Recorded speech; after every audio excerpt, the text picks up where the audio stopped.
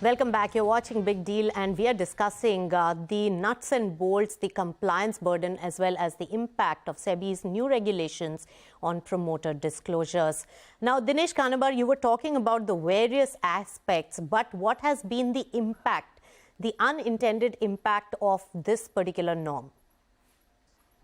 So, two parts again, Nisha. First is, this is a welcome step, because far too many disputes have arisen where listed companies have gone back and said that there is a particular dispute which has arisen, which has a material impact on the valuation of the company. Cyril made a mention about the Amazon future dispute, which is very much there in the public domain. And the question was, there was an agreement or purported agreement in terms of it, there were certain restrictions which were put on the company, and no such disclosures were made. And therefore, could one have argued that those were in the ordinary course of business and therefore disclosure not made? I don't know. And therefore, the expansion of 30A is a welcome step. We had discussed earlier, Nisha, that this is consistent with requirements in several other countries, whether it is USA, whether it is Canada, whether it is Australia, elsewhere. So the need for promoters to be upfront and talk about what is happening in the company and let the public market investors be aware, rather than making a call themselves and not doing something, and then later on such arrangements come to light.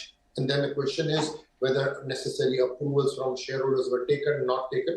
I think is a very, very welcome step. A larger transparency is indeed welcome. And if we are doing something which, for example, SEC has enforced on the listed companies in USA, etc., we are moving in the right direction. Right. The question which comes up is, number one, are the provisions well defined and are they vague? Number two, is there a regulatory overreach? At the end of the day, you're talking also on the one hand, while you're talking of transparency, you're also talking about ease of doing business. And if you are talking about such a broad range of things which are not defined, whether it is management, control, or whether it is liability, whether it is restriction, what does all of this mean? Where does it stop? And therefore, the question is that if the smallest disclosures are required to be made, which even a recipient may not even be able to understand and appreciate, where does that take us? Are we only increasing the cost of compliance burden? Are we doing disclosures for the heck of it?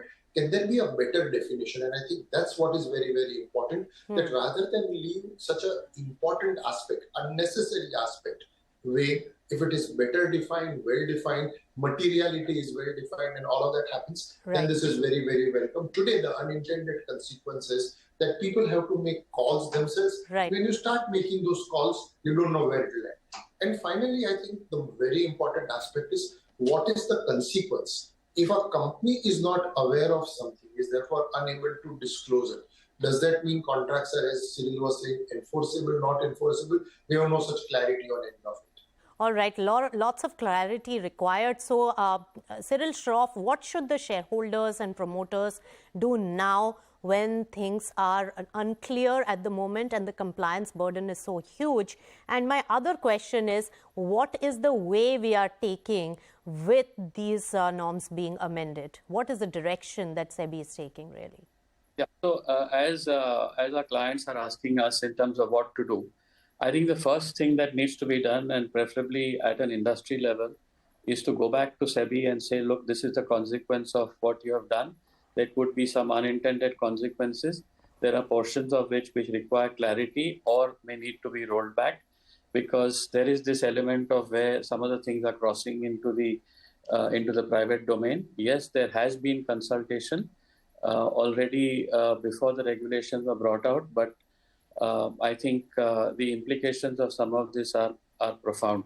And I know we didn't get a chance to talk adequately about 31B, which is not about disclosure, but it is about sort of reconfirmation of special rights every 5 years. That has profound implications as well, not only on families, but also on private equity investors and joint venture partners.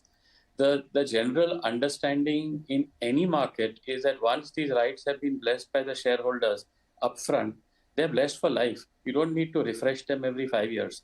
So if we were to tell private equity investors, for example, that your rights are up for refreshing and renewal by a special resolution every 5 years, there will be a very strong reaction from them in terms of, do I really have these rights or not? And then you'll have to start thinking about they may want to exit because if these rights don't continue, why should I continue? I'll be out of here. Right. So very important points made there. So a lot of things still unclear, but the direction that market regulator is taking is the transparency as per gold standards, which is also complied with in the global markets like US, UK, Canada. So that is the attempt, but whether it increases the compliance burden and more ambiguity, that needs to be seen, and some of those clarifications needed. Thank you so much, Cyril Shroff and Dinesh Kanabar, for joining us on this discussion. With that, it's a wrap on this edition of Big Deal. Thanks so much for tuning in.